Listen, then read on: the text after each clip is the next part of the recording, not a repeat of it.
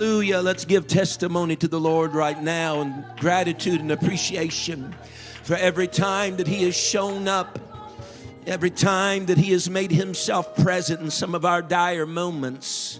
Hallelujah. And He has been faithful. He's a faithful God. He's a faithful God. He doesn't always work on my timetable, but I've come to understand that His timetable is perfect. Amen. Whenever I got to the end of my rope, and He has been there time and time again. Didn't know where to turn. All the options, there were none left.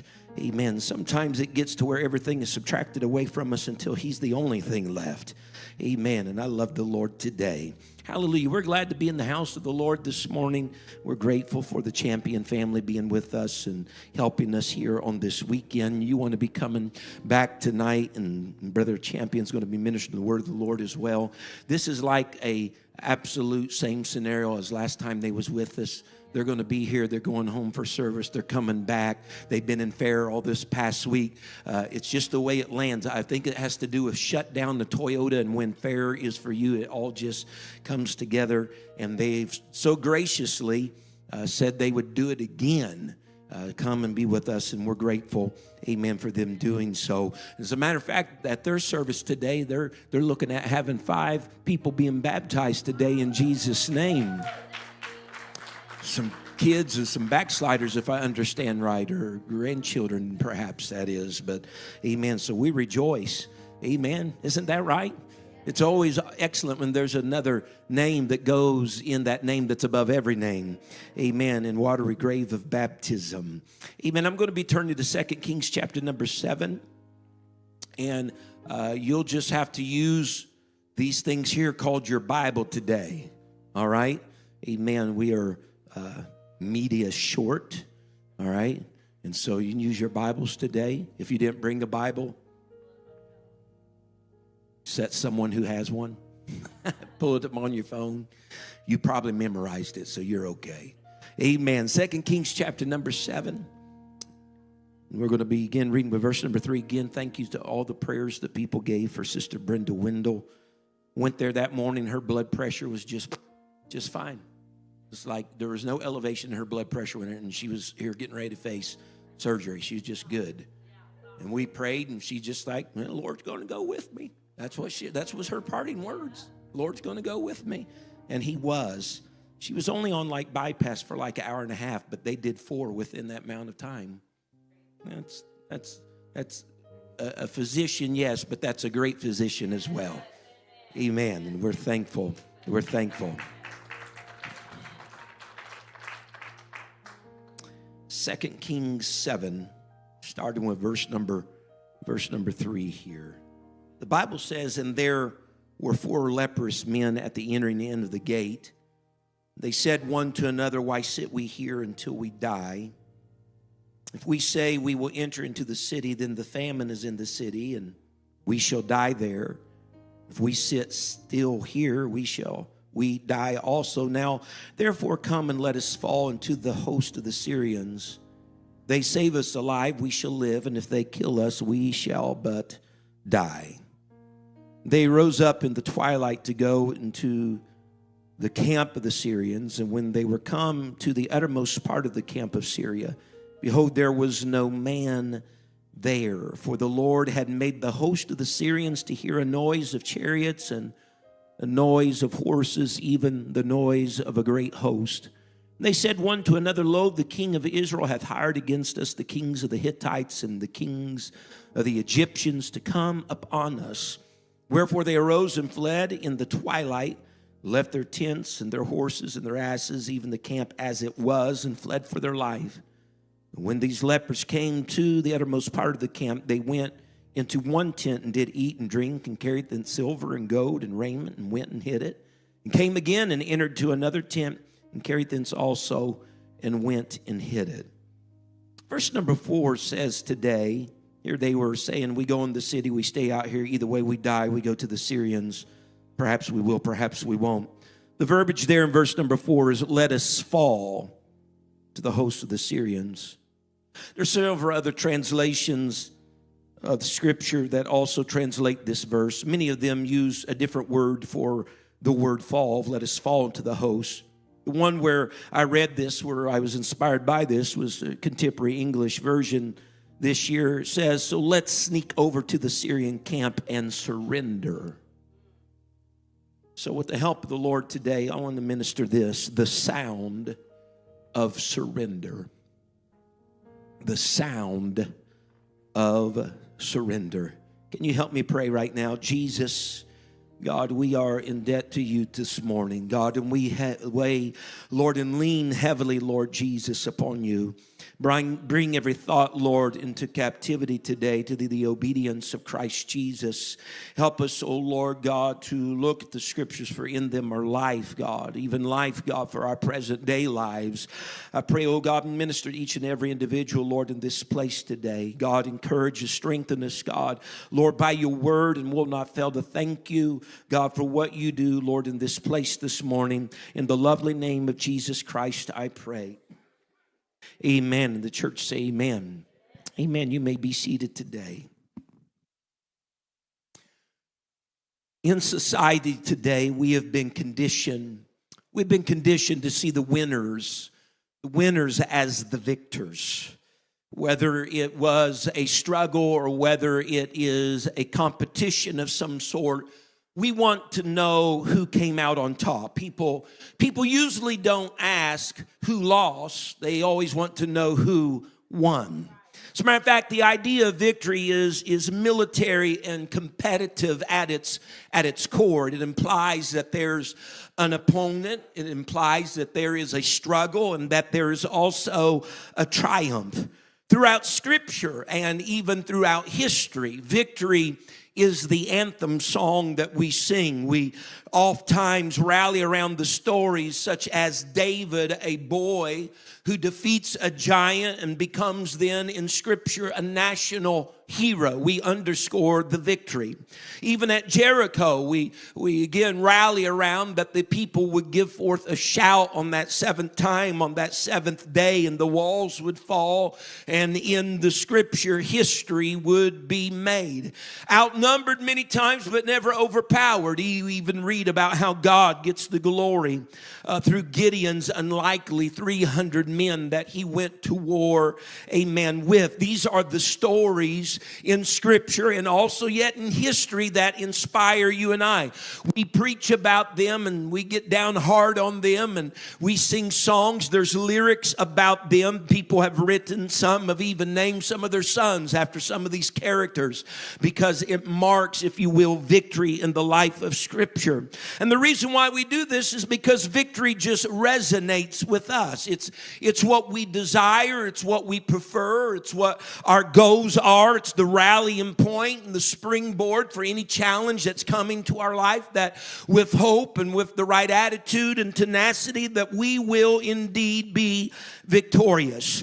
We're the best acquainted with victory, even in our history, amen, of the world. The fall of the Berlin Wall pictures a picture of triumph over communism, and though that was almost 36 years ago, there is footage still yet today of people breaking the wall, and it's oftentimes still shown as an icon of hope and of freedom.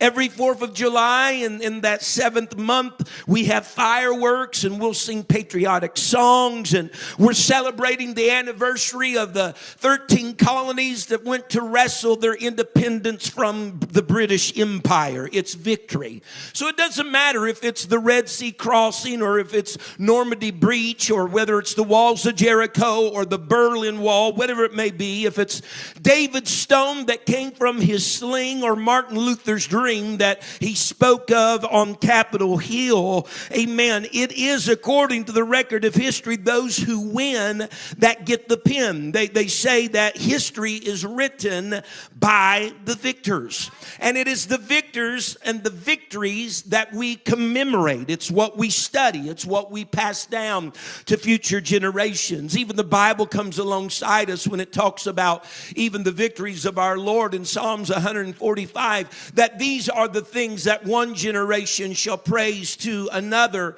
and shall declare the mighty acts. The word victory originates from the Latin roots that mean to conquer, to overcome, and to subdue. The famed brand that many of us even wear, Nike, means victory. It's the Greek name of the Greek goddess of victory. And thus for years we've been wearing our athletic shoes and other articles of clothing, heralding, if you will, victory. We've let it hang from our keychains. We've put it as posters on our walls, just victory, victory, victory. Victory is what we associate with greatness. We associate medals won with victory, armies returning home, victory, flags raised on the proverbial heels of victory, enemies silenced. All of that is our victory song. But the fact of the matter is this: no one lines up to take a picture with a statue of a surrendering soldier. No, because surrender feels much too much like quitting. It feels like defeat. It feels like loss. It seems to be the very opposite of, or the antithesis of, victory. Or is it? I believe that's why the story of 2 Kings chapter 7 catches us off guard to a certain degree, because what we had here with these 4 lepers was not just initially 4 lepers that were marching to victory, but rather 4 lepers that were limping toward a surrender. The story of triumph here is a little stirring, and it's not too stirring though when it starts out with, once upon a time there were 4 leprous men. Amen. That doesn't make for a good story. The guys that are in this chapter are fighting against the incurable disease in their own bodies. Their condition that they have does not make them good candidates for being a soldier. They have suffered from leprosy. And several of them, if not most of them, are probably already missing some of the extremities of their bodies. Just stay with me here a little while. Leprosy attacked the nerves. It led to a loss of sensation. Therefore, all the injuries such as cuts and burns and blisters would go unnoticed in their body and go untreated in their body, which would then lead to further infection in their body. And so over time, fingers and toes became disfigured or even missing due to the infection and the tissue loss in their body. Their skin would become scaly and discolored and thickened, and sores and ulcers or lumps would form on their face and their hands and their feet and their ears. And these lesions were commonly open lesions that were oozing with liquid and pus. Cartilage in their nose and other facial structures of their face would begin to deteriorate and eventually collapse. Eyebrows and eyelashes would fall out.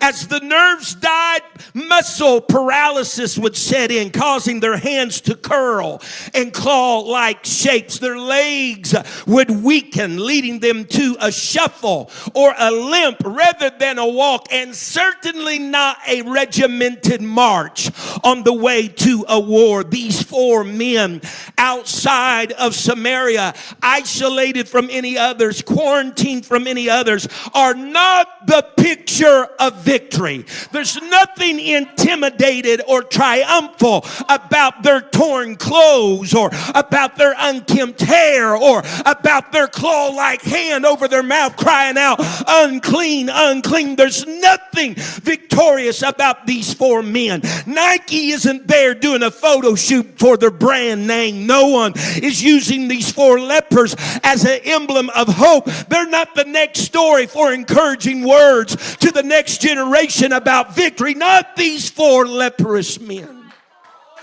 Their bodies are riddled with disease. And they're sitting at the city gate of a city who is under siege. The city's been cut off from supplies coming in or going out. There is no food or sources coming into this city. As a result, there is famine inside the city walls. You have famine inside the city. You have lepers setting outside the city. These are not conditions favorable for victory. But after considering their options, the 4 lepers mustered the strength of their deformed, deteriorating, weakened bodies to start to plod their way to the Syrian host, which had them under siege. They knew and they began to surmise, if we go into Samaria, our home will die. If we stay outside of the city, we'll die. But if we go to the Syrian camp, maybe we'll die, maybe we won't die. And after reasoning all that, they looked at one another and said, why sit we here until we die? It's as though they finally came to a mindset and an understanding, an epiphany, if you will, in their actions.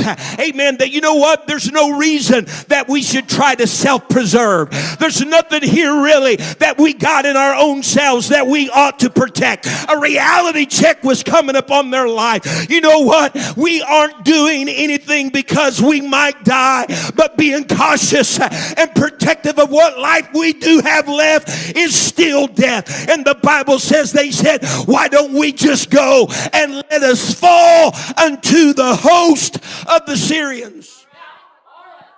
But whenever they stated those words, as I've seen other places and translations and versions of the Bible, they were basically saying this: why don't we surrender? They were resigned, amen, to their weakness. They weren't coming, amen, with swords. They weren't coming with strategy. They weren't coming with strength that they had, but they came with this to the Syrian host. We're coming with the willingness, amen, to surrender everything that we got. We're just going to leave the outcome of life or death in the hands of the one that has the outcome of life or death. Someone say amen. It was an act of desperation. Picture now these 4 hobbling toward the Syrian camp. 4 now individuals. They know they're weak. They know they're desperate. They know odds are against them. But they decided, I'm just going to surrender to my circumstances. I'm just going to surrender to what's happening right now. And we're going to go forward. And we're going to make our trip. It's going to be slow. It's going to take us some time. Oh, Joe over there's going to be dragging his leg. But we're just going to go and see what God might do. And as 4 leprous men, hands maybe all drawn up with disfigurement, dragging a foot, nose flat because the cartilage is gone, scaly skin, paralysis taking place in their muscles. Here they are. Well, there's nobody in the country that would see those 4 dragging along in the sandy desert that would be intimidated by what they saw. But the Bible says as they made their way in their surrender, that what was heard in the Syrian camp was as it were a great army. They heard many chariots and they heard many horses and they heard what they thought was a great army. They thought somebody had ordered some mercenaries from the Hittites and the Egyptians to come against them, because those 4 leprous men, their surrender sounded like an attack, amen, to the Syrian host.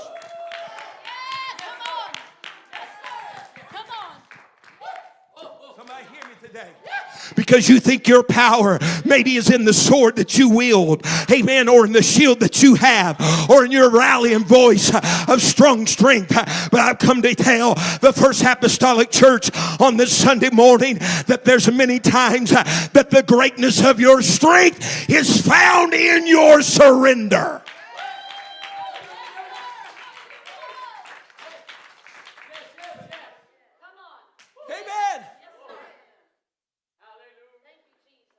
They heard horses. They heard troops. They heard chariots. They felt like they were under an ambush. In so much, the Bible says that they panicked and they fled and they left everything behind right where it was. Food, silver, gold, clothes, it was all there. You know what the amazing thing is, Tracy? These lepers were not privy, they were not aware, but they were a part of God's plan. According to verse 4, Sister Trout, their intention was surrender. But the enemy camp heard an attack.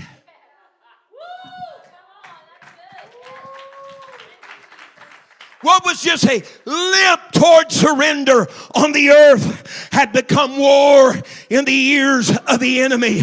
Amen. The very sound of surrender, can I tell you, the very sound of four desperate, diseased men dragging themselves forward in surrender, amplified in heaven as a fearsome assault against the adversary.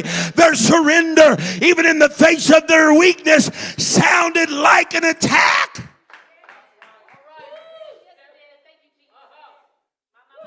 Someone say amen. So you have more power in your surrender than you do your strength.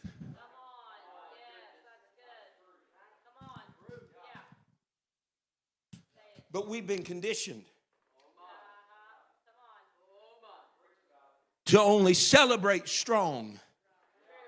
Celebrate, if you will, what has the dynamic connection, direct connection of absolute victory in our eyes.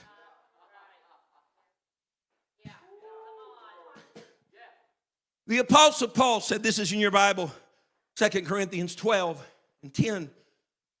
But the Apostle Paul said, when I am weak, then am I strong. How can you say that, Paul? Where's the reasoning behind that, Paul? But you must go back just a little bit on that verse. Paul said, I take, everybody say, pleasures. He says, I take pleasures in infirmities and reproaches and necessities and persecutions and distresses for Christ's sake.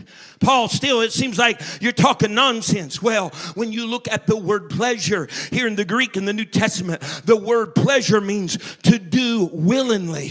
In other words, Paul said, I take pleasure in distress. He says, I willingly give myself to it. That's surrender. He says, I'll willingly surrender to persecution. I'll willingly surrender to reproaches. And since I surrender, he says, the power that comes is in my surrender, not my balking it, not my fighting it, not me putting up my fist against it. But when I just surrender to the outcome, who has all outcomes in his hands, he says, when I am weak, then am I strong.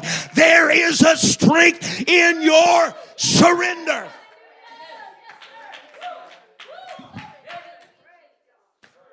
What are you saying? I'm saying don't try to fight it. Don't try to distance yourself from it. Just take pleasure. Willingly do. Willingly give. Surrender to all circumstances. Come what may. And somehow, some way, my surrender will sound like a defeat and an attack upon my adversary.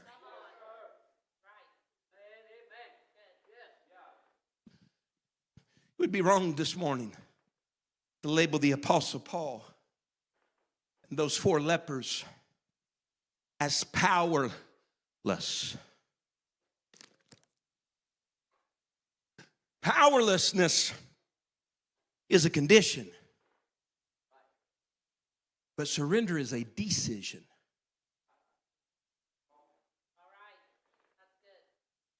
Being powerless may lead somebody to surrender. but it isn't the same thing. Surrender is powerful because it's a voluntary choice to release control.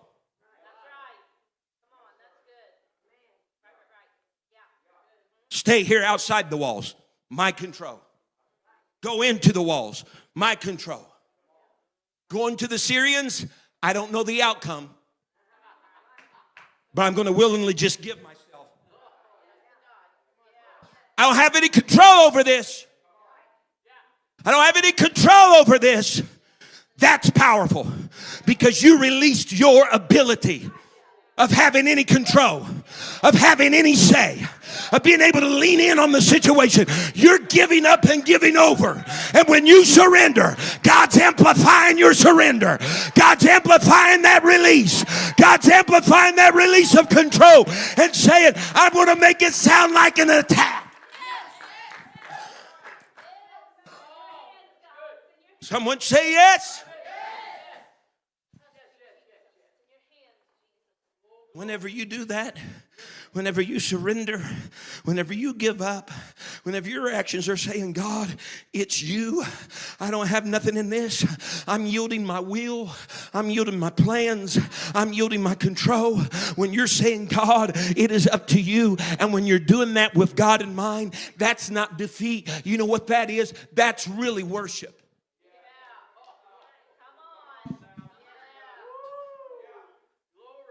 That being awestruck by who he is, when you release your control, and you're like, it's hands off for me, it's just up to you, God, then that means you have faith that whatever he does concerning the outcome will be what needs to be done. And if he doesn't take it away, maybe he'll take me through. That's worship. When you surrender, that's worship. And that is indeed powerful.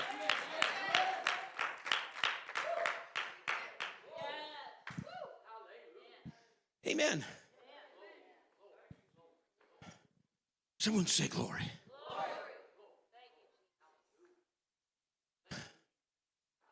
So we can live our days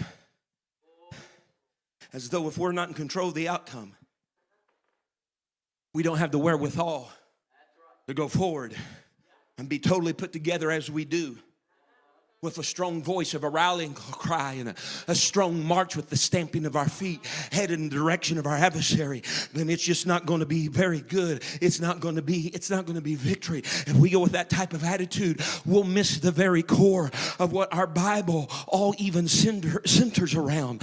Can I remind you this morning that the greatest history ever recorded of the grandest battle was written with indelible ink upon the pages of Scripture about a man that was mocked and beaten and pierced and flogged and crucified and mutilated beyond recognition. He triumphed uncontested with victory, not because he fought, not because he called down a legion of angels, not because he put his best legal defense in court, but because while his feet still clung to the dirt in the Garden of Gethsemane, amen, he said, not my will, but thine be done.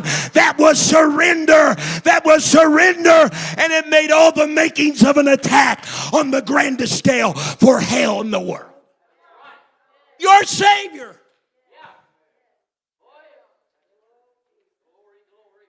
Your Savior flexed his power through his surrender.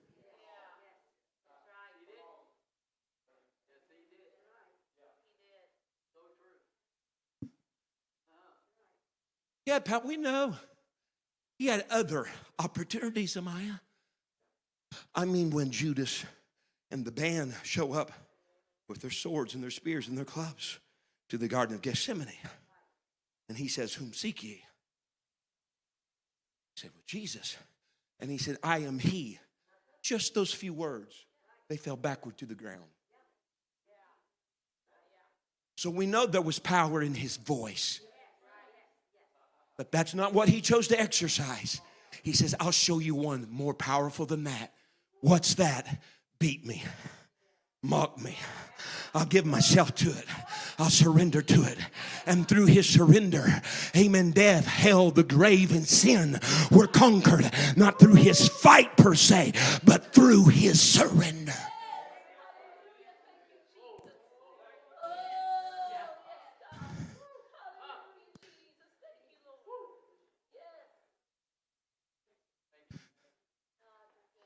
On Calvary,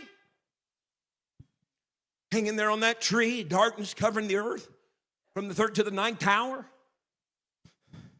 But somewhere in that time spent there, the scripture denotes, speaking of Christ, and he gave up the ghost. They didn't take his life. He surrendered his life. And when he surrendered, the veil that was in the temple rent in twain from top and bottom by invisible hands of surrender. The earth did quake and the rocks were rent by the invisible hands of surrender. The graves of people just outside the city were opened by the invisible hand of surrender. It looked like surrender, but it was really an attack. Yes. Let's clap our hands right now and give some honor to the King of Kings today.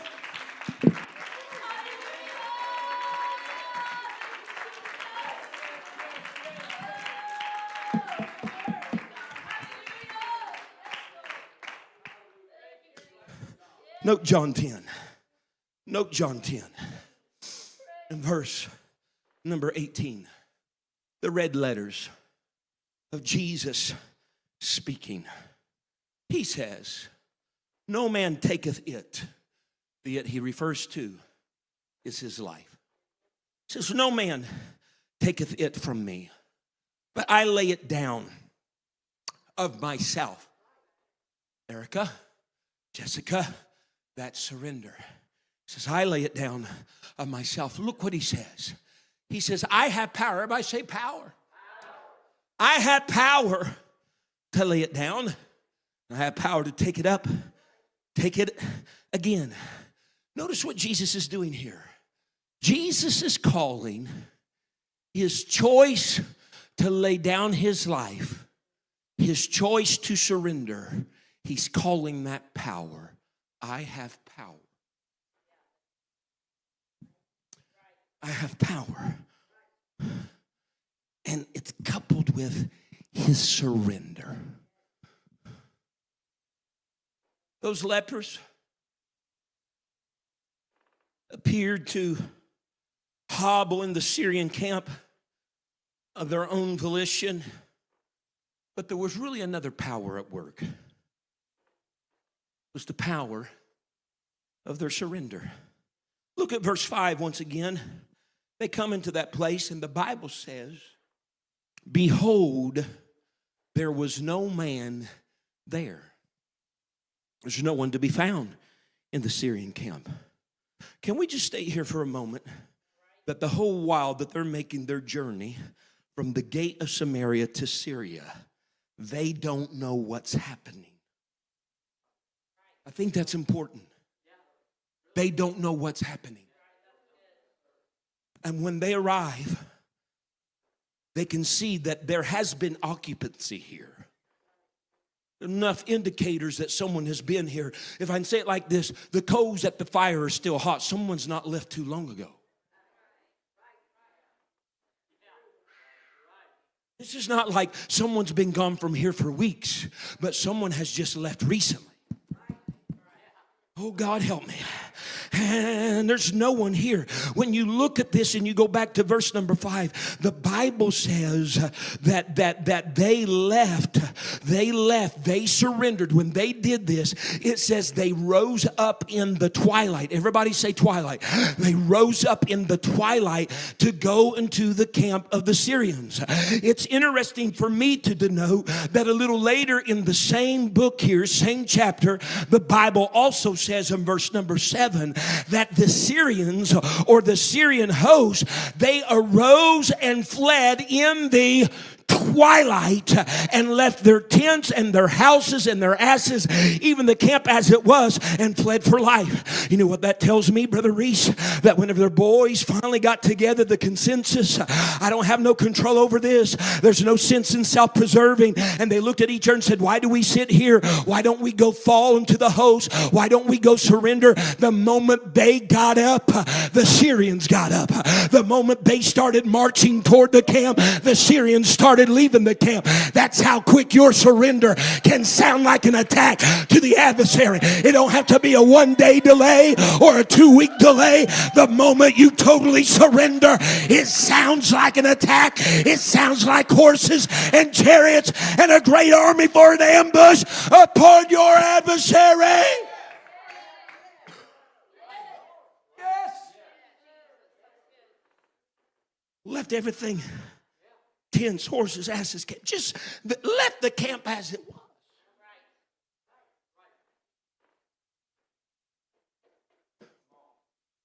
What competition really is it? I'm breathing hard. Folks, on Friday, they thought I had pneumonia, or Thursday. And so until right now this morning preaching, I'm still not all the way there. What competition are 4 leprous men against the Syrian army? What competition are they? Are they champion? None. None. But neither is the Syrian army, nor any other army, a match for surrendered lepers.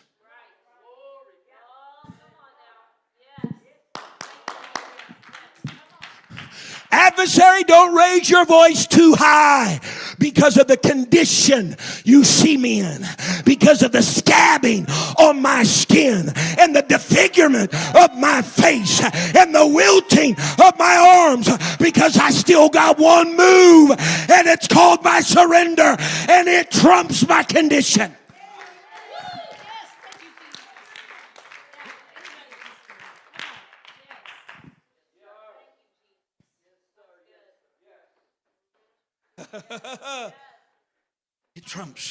It trumps all that. Why?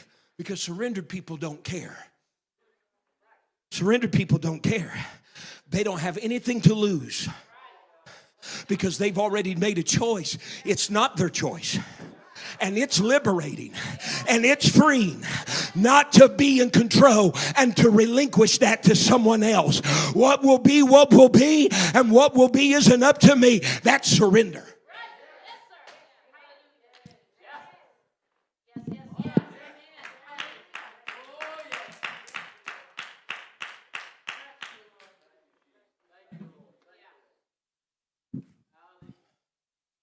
I want to talk about the power in a surrender. We must go backwards again then. For a little bit further background of the story. In 2 Kings chapter number 6. Because Samaria is under siege. There's a lot of uncustomary things happening because of the famine and because of the siege. A donkey's head for getting meat from it is at an exorbitant price. People are purchasing dove's dung for consumption. Mothers are agreeing one night to cook their child to eat, and the next night we'll cook my child to eat. It's not hopeful times. It's not victorious times. The king of Israel is perplexed. Nothing's changing. Nothing's happening. Prices are too high to eat, and there's not even much to eat, even if there was anything to be sold. This is not good. He paid a visit to Elisha, the prophet, to discuss his concern. In no uncertain terms, it's there in Scripture, but it's not my preaching element right now. But he talked to him about the siege and the famine, the drastic measures that the people were taking in the city because of all this. He spoke to this with Elisha. I like this. Elisha, being the prophet, could look through the annals of time. God had given him the gift. He could look through the annals of time and see the outplay of the situation. And Elisha responded concerning this prophetic outlook of what was to come. And this is what Elisha essentially told the king of Israel. He said, everything will change by tomorrow. No. You don't understand. We've been under siege for days, if not weeks. This didn't happen in a moment. We are not just in famine and at this place because this happened in 24 hours. This has been going on for a while. And you're telling me everything's drastically going to be different by tomorrow? You're telling me in a 24-hour period of time, he said that the cost of food would drastically lower and decrease, and they would have the ordinary staples that they were used to having in the city just in a short 24 hours. Amen. They would have it, if not in abundance, but they for sure wouldn't be scarce concerning that. By tomorrow, in 24 hours, how in the world? The Bible says in 2 Kings 7 and verse number 2, then the Lord, whose hand the king of Israel leaned. There's a man there, and the king of Israel is kind of leaning upon this man. There's no doubt he's somewhat emotionally distraught. You know, you can be so much under the power of an emotional situation, it can affect you physically. That you just don't have the energy or the wherewithal, it seems like, to go on and hold yourself up. He's leaning on somebody here. And the person whom he is leaning on answered Elisha and said, behold, if the Lord would make the windows in heaven, might this thing be? You know what that was? It was the words of disbelief. It was the words of doubt. He's like, we live in the city. We know what's going on in the city. We know how long it's been going on in the city. And who are you to tell us it's going to change in 24 hours of time? He's skeptical. He's skeptical. He said the only way that this would be possible is if the heavens were rent and their windows were open. That's the only way that this would be. But folks, what this boils down to is this. It's the difference that one day can make, especially when someone in that day surrenders. When they surrender to their circumstances, when they give whatever they got and release control to someone outside of their circumstances and conditions, and they give it over to God, it's the difference of what 24 hours can mean when somebody surrenders. Amen. There is sometimes a coupling in Scripture of the surrendering mentality. We see Abraham taking that only begotten son Isaac up on the Mount of Moriah, and he surrendered the life of that boy there, only to find, rather than bringing a knife to his neck, there was a ram that's preserved and caught in the thicket. We read in Scripture of dear O Hannah, who was barren for years and could not produce a child, and went to the temple every year offering up prayers and sacrifices, that when she got in that posture, yes, God, I want a child, but I'll surrender that child to you, that God would give her the legacy of a man called Samuel, which the Bible says none of the words that that man spoke would fall to the ground. There's something about a surrender that it's Esther. Though up to this time she tried to hide her identity of being a Jew, when she seen the situation, she said, I've not been into the king for 30 days. If I go, there's a good chance I die. But she says, I'm going to surrender. If I perish, I'll perish. And it was to the saving and preserving of her people. It's amazing.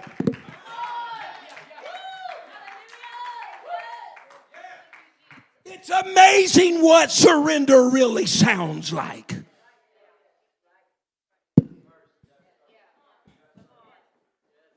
Say amen. Jehoshaphat, he's in a peculiar place. He's got enemy armies against him. He's got the Moabites. He's got the Ammonites. He has other armies besides the Moabites and the Ammonites that are breathing ferociously down his neck. You know what Jehoshaphat did in that scenario? He didn't try to walk the dog. He didn't try to put on a facade to hide what he was feeling and thinking. The Bible tells us in 2 Chronicles 20 that he cried out unto the Lord and he said, for we have no might. Let me put it in this term. We're just like a bunch of lepers at a gate and we're deteriorating daily. We have no might, he said, against this great company. We don't have the power to conquer the Ammonites. We don't have the power to conquer the Moabites or any others that are stacked up against us. He went on to say, neither know we what to do. We don't know what to do, but our eyes are on you. I'm talking to someone here this morning that's in a position that you are swirled, if you will, by negativity. You are swirled by the adversary. You are swirled by negative reports. And you're standing in the position and you're just being honest with God to say, I don't have the power. I don't have the wherewithal. I don't have the answer. Everything is against me. I don't know what to do. I don't know where to turn. I can't go anywhere. I can't move forward. I can't move backward. But I say without reservation, my eyes are upon you. I surrender. I surrender.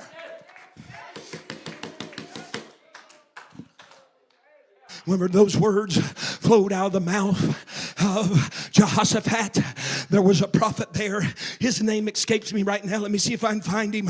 His name was Jahaziel. Amen. Whenever Jehoshaphat said he surrendered, you know what Jahaziel said? He said, tomorrow. He said, tomorrow ye shall not need to fight this battle. Stand still and see the salvation of the Lord. Jehoshaphat surrender released divine ambushments toward his adversary the next day.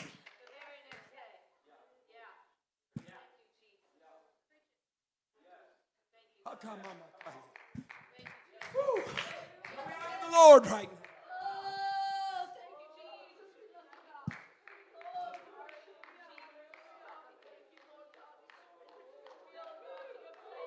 Ho, ho, ho, ho.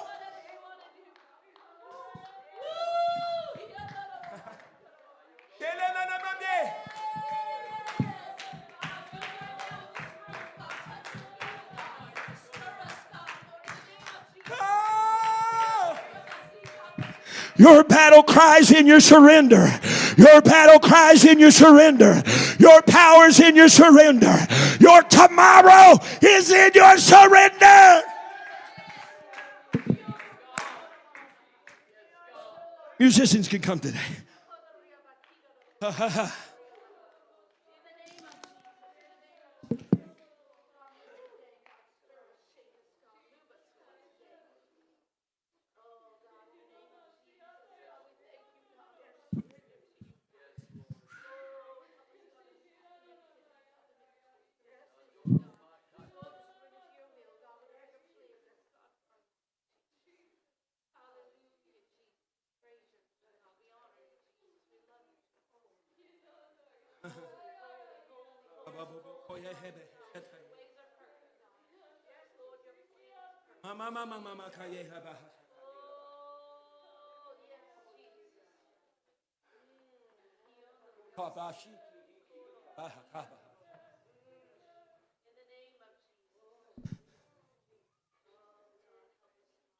You stand with me this morning.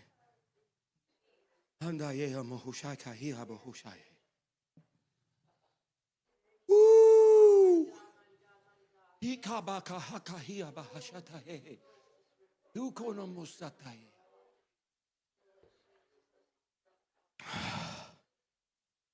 We've been taught that victory belongs to the strong. We've been taught that it only belongs to those who fight and conquer and overcome. Scripture teaches us that some of God's greatest victories begin with surrender. 4 lepers limping toward what they perhaps maybe thought was the end. And yet God, Brother Fred, turned it into a beginning for the nation of Israel. Their surrender shook an entire army. Their weakness, as it were, became their weapon. My question to you today, if we can just close our eyes right now, my question to you today is this. What if your next victory don't or won't come from fighting harder, but maybe from letting go? What if your adversary's not intimidated by your strength? What if he's really, though, terrified by your surrender? Because real power, it's not always seen in the glistening sword above your head. Sometimes it appears with both hands outstretched, palms open to heaven. Surrender. In our message today, Jesus didn't win by resisting death. He won by laying down his life to death. And in that he's lived his life as an example for us, and so we got to follow that same path. It seems paradoxical, but that's the kingdom of heaven, right? He that's going to be greatest must become least. It's the upside down kingdom. He that desires to be first must be last. The servant is the master of all.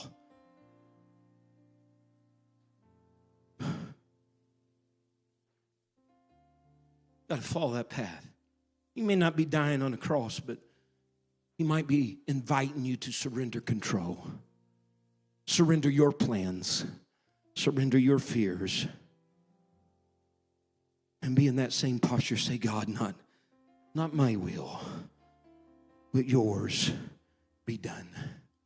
So my admonition to this group of people here today is go on and rise up and get up in your twilight. Limp forward with whatever energy you got to do so. And surrender. Because in essence, God isn't really waiting on you to win. He's waiting on you to give up winning on your own.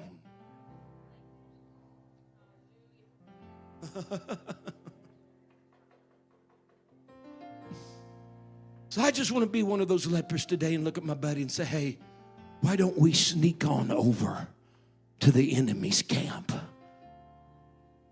and surrender? And let's just see if heaven makes it sound like an attack. This altar is open today. There's people sitting in this place today. You've been dealing with things that's intimidated you, and you don't feel like you have any control, no power to change. And the fact of the matter is, you don't have control, but you still have one tool in your arsenal, and it's surrendering the outcome, it's surrendering the results, it's surrendering the circumstances over to a God that will do justly and will do rightly, and relinquishing it all into hands that are capable of taking care of whatever needs to be taken care of, both you and your circumstance. Ladies and gentlemen, I'm talking about the sound of your surrender. It could be, maybe it will be a little difficult, but it could be just a walk to the altar today, that as you begin in your surrender, there is a walking way of the host from their camp, because all they can hear as you're walking, those feeble steps, all they can hear is horses and chariots and a mighty army, because that's what your surrender sounds like to them. This altar's open today. The champion's going to prepare a song, but we need to touch heaven right now. We need to come, amen, and we just need to fall before the hands of God. We need to come and we need to release our life and our circumstances just in the hand of a noble God, amen, in the hands of a God that's able to do, to perform, to act, amen, to keep, to safeguard whatever's necessary in the matter at hand. Amen. Let the opposing team hear the sound of your surrender today. Hallelujah. Thank you. Come on, champions. Let's glorify God. Let's talk to Him right now. There's not a mountain that's too